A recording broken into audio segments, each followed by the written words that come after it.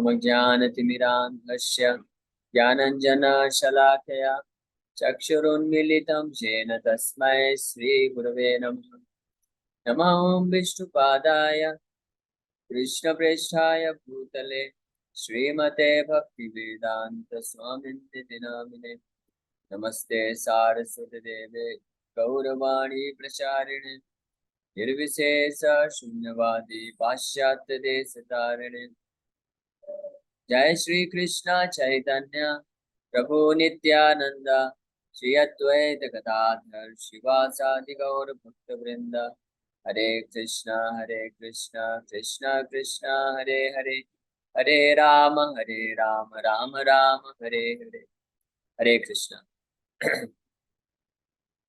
तो आप सभी भक्तों का हार्दिक स्वागत है आज के हमारे श्री चैतन्य चरितामृत के डिस्कशन में। आज हम लोग चर्चा करेंगे चैतन्य चरितामृत आदि लीला अध्याय 1 और श्लोक संख्या 55। इसी पे हम चर्चा कर रहे थे। इसी के ऊपर हम लोग अपना चर्चा जो कंटिन्यू रखेंगे। तो ये श्लोक हमने ऑलरेडी चर्चा कर लिया था।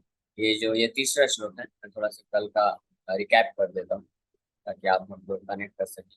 तो अभी तक ये भगवान कृष्ण जो ब्रह्मा जी को शिक्षा गुरु के रूप में शिक्षा गुरु बन के उनको ज्ञान दे रहे हैं, दिव्य ज्ञान दे रहे हैं। चतुश्लोकी भागवत का ये प्रसंग चल रहा है। इसके 3 श्लोक हो चुके हैं। तो तीसरे श्लोक में भगवान कृपा करके, दया करके उदाहरण के द्वारा बता रहे हैं, समझा रहे हैं कि किस प्रकार से जिस प्रकार से हर वस्तु यथा महांति भूतानि, यानी भूतानि मतलब जितने भी एलिमेंट्स हैं, पृथ्वी जल वायु अग्नि आकाश, ये भूतेषु उच्चवसेषु अणु, ये सबसे बड़े से बड़े वस्तु में भी प्रवेश करता है, छोटे से छोटे वस्तु और जीव में भी प्रवेश करता है, लेकिन फिर भी अपना अलग से भी उसका अस्तित्व बना रहता है। उसी प्रकार से भगवान बोल रहे तथा तेषु न तेषु हम, उसी प्रकार से मैं भी हर वस्तु में, हर पूरे सृष्टि में मैं प्रवेश करता हूँ, लेकिन मैं फिर भी वहां पे नहीं भी हूँ। मैं हूँ भी और नहीं भी हूँ। तो नहीं भी हूँ का मतलब समझना चाहिए कि भगवान अपनी शक्ति के रूप में हर जगह व्याप्त है, लेकिन पर्सनली वहाँ भगवान का अस्तित्व जो है अपने गोलोक धाम में, अपने वैकुंठ धाम में विद्यमान रहता है। इन 3 श्लोकों में हमने ये सीखा कि भगवान यहाँ पे ये परम गुह्य ज्ञान, दिव्य ज्ञान स्थापित कर रहे हैं, स्टैब्लिश कर रहे हैं कि भगवान भी एक व्यक्ति है, भगवान का भी व्यक्तित्व है, और भगवान जो है अपने भक्तों के साथ अपने नित्य धाम में सदैव लीला में लगे रहते। और जब जब आवश्यकता पड़ती है तो भगवान अपने आप को ही विस्तार करके इस भौतिक सृष्टि का सृजन करते हैं, लेकिन उस विस्तार के द्वारा भगवान का जो अपना ओरिजिनल स्वरूप है, वास्तविक रूप है, सच्चिदानंद विग्रह है, वो क्षीण नहीं होता है, उसका अस्तित्व एज इट इज बना रहता है। अब ये 56 नंबर श्लोक, 56 नंबर श्लोक में भगवान, ये ज्योतिषोकी भागवत का चौथा श्लोक है। ये चौथे श्लोक में भगवान बोल रहे हैं एतावत् एव जिज्ञास्यम् तत्व जिज्ञासुनात्मनः अन्वय व्यतिरेकाभ्याम यत्स्यात् सर्वत्र सर्वदा। तो अभी देखिए पिछले 3 श्लोकों में तो भगवान ने परम गुह्य ज्ञान अपने बारे में भगवान बताते हैं विस्तार से कि मैं कौन हूँ और मेरा अस्तित्व किस प्रकार से है, और मेरा पर्सनैलिटी, मेरी दिव्य अवस्था क्या है। और जो इसको नहीं जानता है वो माया में है, तो मेरी माया से निश्चित रूप से मोहित है। अब भगवान उदाहरण देके जो भौतिक तत्वों का उदाहरण देके इस चीज को समझाते भी।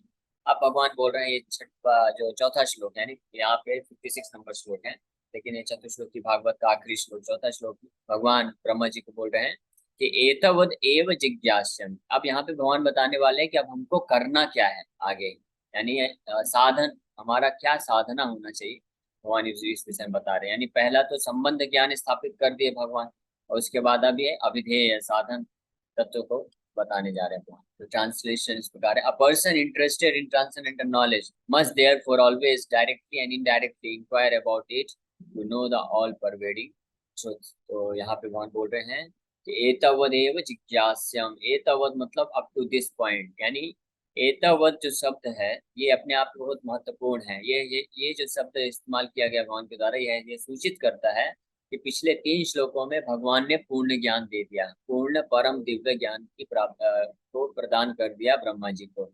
और उसी 3 श्लोकों के बेसिस पे ही ब्रह्मा जी ने पूरा भागवत ग्रंथ की रचना किया है। इनफैक्ट हम बोल सकते हैं समस्त वैदिक ग्रंथ, उपनिषद, साहित्य, पुराण जो है उसी 3 श्लोकों की ही व्याख्या है। यानी उन 3 श्लोकों में संपूर्ण ज्ञान जो है समाहित है, इसलिए भगवान बोल रहे हैं एतावत एव। यानी निश्चित रूप में केवल यही, इस ज्ञान तक की अवस्था तक पहुंचने के लिए ही जिज्ञासा करना चाहिए। जिज्ञास्यम यानी टू बी इंक्वायर्ड अबाउट। इसका मतलब हर व्यक्ति को जो आध्यात्मिक उन्नति चाहता है, जो असली दिव्य ज्ञान प्राप्त करना चाहता है, आध्यात्मिक आनंद की प्राप्ति चाहता है, उसको इस पॉइंट तक, इन 3 श्लोकों के में जो मैंने चर्चा की, अपने विषय में बताया, जो मैं दिव्य ज्ञान दिया, उसके बारे में जिज्ञासा करना चाहिए। और किस प्रकार से? तत्व रूप में जानने का प्रयास करना चाहिए। तत्व जिज्ञासुना, तत्व के साथ है। तत्व का मतलब होता है एज इट इज, यथा रूप, एब्सोल्यूट ट्रुथ के रूप में। यानी परम सत्य को जानने के, परम सत्य जानने के लिए प्रयास करना चाहिए। अन्वय व्यतिरेक्याभ्याम।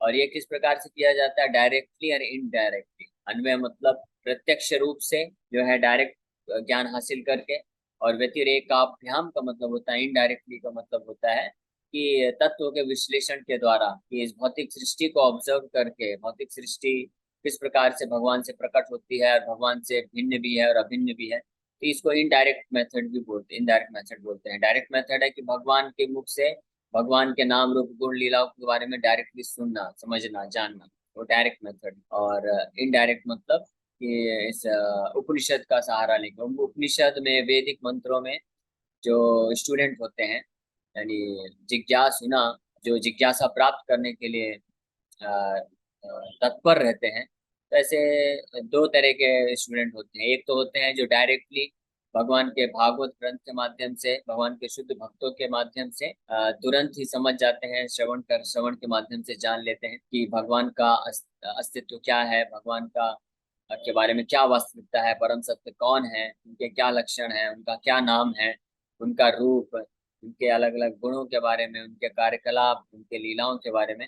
इस प्रकार से डायरेक्टली भागवत के श्रवण के द्वारा, भक्ति योग के माध्यम से व्यक्ति प्राप्त कर लेता है। लेकिन अगर कोई ऐसा व्यक्ति है जिसको भक्ति योग में इंटरेस्ट नहीं है, लेकिन फिर भी भगवान बोल रहे हैं कि एतावदेव जिज्ञास्यम, लेकिन जिज्ञासा तो यही करना चाहिए, यानी मेरे बारे में, मुझ परम सत्य के बारे में ही जानना जो है अंतिम लक्ष्य है दोनों तरह के लोगों के लिए। जो भक्त है उसके लिए भी, और जो भक्त नहीं है, साधारण ट्रांसेंडेंटलिस्ट है, मटेरियलिस्टिक है, निराकारवादी है, उनके लिए भी अल्टीमेट परम सत्य यही है, परम लक्ष्य यही है कि एतावत एव जिज्ञास्यम।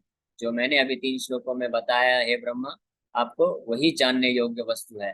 तो चाहे तो कोई डायरेक्टली जाने, मेरे भक्तों के मुख से श्रवण करके, मेरे भक्ति योग का पालन करके, मेरे नाम का जप करके, और मेरे बारे में कथा श्रवण करके, या इनडायरेक्टली जाने व्यतिरेकाभ्याम। व्यतिरेकाभ्याम मतलब व्यतिरेक, व्यतिरेक मतलब अन्य तरीके से, व्यतिरिक्त अन्य तरीके से जानने का प्रयास करे। वो अन्य तरीका क्या है? कि वैदिक मंत्रों का, उपनिषदों का सहारा लेके, और ज्ञान योग, तपस्या, ध्यान योग, ये सब करने के बाद भी एंड रिजल्ट कहाँ पे आना है? उसको एतावत एव जिज्ञास्यम, यहाँ पे ये बात भगवान स्टेब्लिश कर रहे हैं। यही चीज भगवान गीता में भी साफ साफ ये बताते हैं, कि गीता में भगवान बताते हैं क्लेश अधिकतरस्तेषाम् अव्यक्त आसक्त चेतसा, कि जो अव्यक्त आसक्त लोग होते हैं, निराकार ब्रह्म है, ब्रह्म ब्रह्म पे चिंतन करते हैं, और परम ब्रह्म, ब्रह्म ब्रह्मास्मि, ब्रह्म वस्तु पे जो डिस्कशन करते हैं, चर्चा करते हैं, तपस्या करते हैं, तो वो जो है बहुत ही क्लेश से भरा हुआ है। और उसको करने के बाद भी अल्टीमेटली व्यक्ति को मेरे तक ही पहुंचना है, जो उसका एंड होगा, end of the all knowledge. सारे वैदिक उपनिषदों को पढ़ने के बाद जब वेदांत में पहुंचेगा, वेदांत मतलब एंड ऑफ ऑल वैदिक नॉलेज, ऑल नॉलेज, वेदांत में पहुंचने के बाद वो इसी अंडरस्टैंडिंग में पहुंचेगा, एतावदेव जिज्ञासा, मतलब कि मैं ही सर्वश्रेष्ठ हूँ, मैं ही, मेरे से ही सर्व सृष्टि उत्पन्न होती है, और मुझ में ही सारी सृष्टि वापस आ जाती है, और सृष्टि के बाद भी मैं हमेशा अपने नित्य पार्षदों के साथ नित्य धाम में व्यक्ति के रूप में मेरी नाम रूप गुण लीलाएं चलती रहती हैं। तो उस निष्कर्ष में वो उसके बाद घूम के पहुंचता है, इनडायरेक्टली पहुंचता है। लेकिन जो भक्त लोग होते हैं वो डायरेक्टली मेरे विग्रह का पूजा अर्चना करके, मेरे नाम का श्रवण कीर्तन करके, भक्तों के मुख से मेरे बारे में सुन के बड़ी आसानी से इस चीज को समझ जाते हैं। लेकिन एनीवे भगवान बोल रहे हैं चाहे आप डायरेक्टली करो या इनडायरेक्टली करो, पहुंचना तो मुझ तक ही है, मुझ परम सत्य इस व्यक्ति के रूप में, मेरे नाम रूप गुण लीला, मेरे शुद्ध भक्ति के स्तर तक ही पहुंचना है। और यही प्रयास करना चाहिए। कब कब? यत् स्यात् सर्वत्र सर्वदा। सर्वत्र सर्वदा मतलब, सर्वत्र मतलब हर जगह और हर समय, हर स्थिति में और हर जगह पे या हर कार्यकलापों के द्वारा। सर्वत्र एवरीवेयर तो प्लेस से संबंधित तो है ही है, लेकिन सर्वत्र का मतलब होता है आप जो भी करें, चाहे ज्ञान योग करें, ध्यान योग करें, कर्म योग करें, उपासना करें, भक्ति योग करें, जो भी करें, सर्वत्र हर जगह एतवद एव जिज्ञास्यम, इसी वस्तु इसी बात की जिज्ञासा को करना है और मुझे परम सत्य को ही समझना है। सर्वदा, हमेशा हमेशा के लिए यही अंतिम लक्ष्य होता है। भगवान इस श्लोक में ये इस्टेब्लिश कर रहे हैं। परपट में श्रील प्रभुपाद जी लिख रहे हैं, those who are serious about the knowledge of the transcendental world which is far beyond the material cosmic creation must approach a bona fide spiritual master to learn the science both directly and indirectly। तो जो भी व्यक्ति आध्यात्मिक जगत के बारे में ज्ञान, दिव्य ज्ञान प्राप्त करना चाहते हैं, जो कि इस भौतिक ब्रह्मांड से परे है, तो उनको इस ज्ञान को प्राप्त करने के लिए किसी प्रामाणिक गुरु के अंडर में रह के इस विज्ञान को समझने का प्रयास करना चाहिए, चाहे तो डायरेक्टली या इनडायरेक्टली। अब यहाँ पे डायरेक्टली इनडायरेक्टली के और भी मीनिंग है, प्रभुपाद जी तात्पर्य में वर्णन करेंगे। One must learn both the means to approach the desired destination and the hindrances to such progress। व्यक्ति को जानना चाहिए कि क्या क्या तरीके हैं ताकि वो इस अंतिम लक्ष्य तक पहुंच सकता है, और उस व्यक्ति को ये भी जानना चाहिए कि क्या क्या हिंड्रेंसेस मतलब ऑब्स्टेकल्स क्रिएट होते हैं, बाधाएं होती हैं जो हमको उस डेस्टिनेशन, उस अंतिम लक्ष्य को प्राप्त करने में दुविधा या बाधा उत्पन्न करती है। तो इसी बात को उपनिषद में, ईशोपनिषद में भी बताया गया है कि जो ट्रांसेंडेंटलिस्ट हैं, यानी आध्यात्मिक जीवन में जो आगे बढ़ना चाहते हैं, उनको ज्ञान और अज्ञान दोनों के बारे में पता होना चाहिए। इसी प्रिंसिपल को ध्यान में रखते हुए प्रभुपाद जी ने विधि और विधान बनाए हैं, रूल्स एंड रेगुलेशंस। तो रूल्स क्या है कि चैंटिंग ऑफ द 16 राउंड्स, 16 माला का जप करना, अर्चा विग्रह का पूजा करना, भक्तों का संग करना, गीता भागवत का श्रवण करना, पठन करना, ये रूल्स हैं, ये ज्ञान है। और साथ ही साथ में प्रभुपाद जी हमको क्या बताए, अज्ञानता के बारे में भी हमको पता होना चाहिए।